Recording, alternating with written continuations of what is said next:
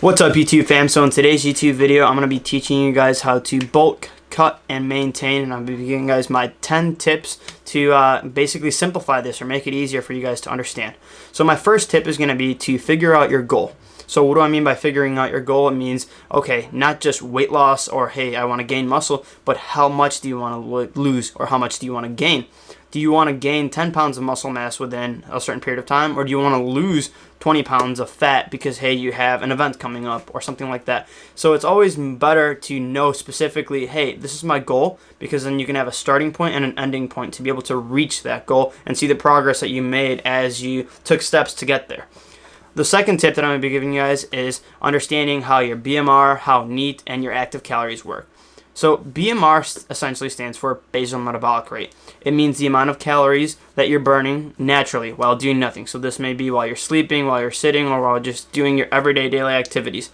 I'll have a calculator linked at the bottom below in the description so you guys can calculate your BMR, but it is basically calculated from your sex, your age, and your height and your weight. So just a couple simple stats. NEAT is non-exercise activity thermogenesis. So this means all the calories that you're burning without any exercise. So this could be like all the extra walking that you do, or if you have a standing desk, that sort of stuff. And active calories would be the amount of calories you burn like while exercising on a run or while working out or playing sports, anything of that sort. Tip number 3 is going to be understanding that magic number of 3,500 calories. So it actually takes 3,500 calories. Yes, you heard that right. Again, 3,500 calories to burn 1 pound of fat off. So if you break it down into simpler terms, if you're burning an extra 500 calories a day to be in a calorie deficit over 7 days, 7 times 500 gives you 3,500, which means in about a week you would lose a pound of fat. Now, tip number 4 is going to be understanding sustainability. So you don't want to gain and you don't want to drop too fast because it's not going to be sustainable and it's not going to be good for your body. So a good range would be gaining or losing about 1 pound to 2 pounds per week. This may sound like very little, but it'll be better in the long run and it'll be better for sustainability and your progress. You'll be able to keep that progress that you're making rather than dropping 40 pounds in 1 month and then, hey, the next month you gain all that back. So again, 1 to 2 pounds per week, which would put you around that 4 to 8-ish, or maybe max 10 pounds a month if you're trying to gain or lose.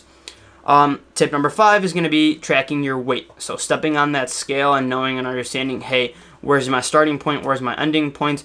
I wouldn't say don't obsess yourself too much with the scale because obviously it's going to vary and you want to be weighing yourself at the same time every single day because your weight will fluctuate throughout the day. As you eat, as you wake up, as there's fluid in your body, water, weight, anything of that sort, or even your clothes or your shoes, however much you're weighing yourself on, that's actually going to have an impact on that number that the scale is reading. So you don't want to obsess too much over it, but you do want to be aware so that you can track, and it'll be easier to make progress because you know, hey, this was my weight, this is where I want to get to, and this is basically like my average daily weight or my average weekly weight, however it may be.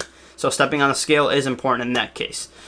Next tip is going to be about tracking food. So if you're not very disciplined, or if you struggle with losing weight or even gaining muscle mass, tracking your food or tracking what you eat and the amount of calories could be essential to you as in terms of like, hey, it's going to really help solidify what am I really eating or how much am I really eating, and am I eating for my goals or am I not eating for my goals? Because if, hey, you're eating to be able to gain weight, but your goal is to lose fat, you're never going to be able to reach that goal. But same thing goes the other way around. So if you're eating to lose weight, but you're eating to gain, it's the same thing. You want to make sure that your goals match up with what you're actually eating. So I recommend using the app called MyFitnessPal. You don't have to track every single day and you don't have to track everything, but I would give it a try for a week or two, see how you feel, and then see portion sizes and actually see how much you are eating. It's going to really drastically change how the way you look at food, and not only the way you look at food, but portion sizes, because people think, oh, this is just an estimate of 500 calories per plate, and then they realize that that whole plate that they actually ate was around like 1,000 or 1,200 calories, and it's like, wow, it's eye-opening for them. The next tip is going to be using a food scale, so actually weighing out your food. This is going to be essential because if you just estimate everything, then all those little estimates are going to add up over the day or over the week, and then it's going to be a whole bunch of calories that you left unaccounted for. So weigh your food, and that's really going to help with accuracy. The next 2 tips that I'm going to talk about are cheat meals versus cheat days. So you can, especially if you're preparing for a show, or if, hey, you're just eating for your goals, you can have cheat meals, you can have cheat days, that's okay. I wouldn't obsess over, hey, having that perfect diet, because that perfect diet doesn't exist. And a diet already sets you up for failure because you're thinking about something in a temporary time frame. Hey, I'm going to hop on the keto diet for 6 months. Okay. But what are you doing in the long run? What are you doing after those 6 months? Are you going to go back to normal, and are you just going to lose all that progress that you made within the 6 months? Or are you just going to keep going, basically? So think about it in terms of like, hey, flexibility, which is getting into the next tip. By flexibility, I mean including all the things that you do like, and just either cutting down the portion sizes, cutting down on how often you eat it, or just making sure that you can fit it into your goals, whether it be weight gain or weight loss. Because if you're cutting something out, you're just going to be setting yourself up even more for failure. You might want to just reduce the quantities and still be able to have it, and that way you're happy and you don't feel miserable because, hey, I'm eating perfect, and obviously you're cutting out everything that you liked, which is not sustainable in the long run. And then tip number 10 is going to be don't get obsessed. So what I mean by don't get obsessed is a lot of people develop these disorders, whether it be like body dysmorphia, anorexia, or anything of that sort, because they are like psychologically or mentally challenged by a certain number or by weight. So a lot of people get obsessed with I'm too heavy or I'm too light. Just focus on yourself, becoming the best version of yourself, and understanding that, hey, just because that scale reads one number doesn't necessarily mean that you're unhealthy or healthy. There's a lot of other factors that tie in: your body fat, your BMI percentage, all these other things that give you different perspectives on, hey, are you healthy or are you unhealthy? So don't just obsess over the numbers and don't obsess over the food, but figure out what a healthy weight would be for you, or what a healthy range would be, and what your goal is essentially. If you want to gain weight, don't gain too much weight. If you want to lose weight, don't lose too much weight. Just remember that you only get one body and you got to take care of it. So that's sustainability.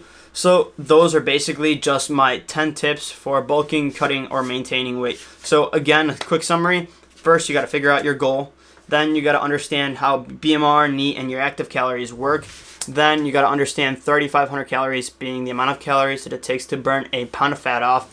Then you got to go with sustainability. So again, that being 1 to 2 pounds per week, ideally, if you want to lose or gain. Then it's going to be with tracking your food, tracking your weights, learning how to use a food scale and the advantages of it, and then cheat meals versus cheat days, and then obsessing versus having flexibility within your diet. So stay tuned for more content, guys. So please like, comment, and subscribe. Share the video so that we can start spreading the word to more people, and then that can help you become the best version of yourself, whether that be physically, whether it be emotionally, or whether it be in the fitness world or not, or just helping you become a badass person.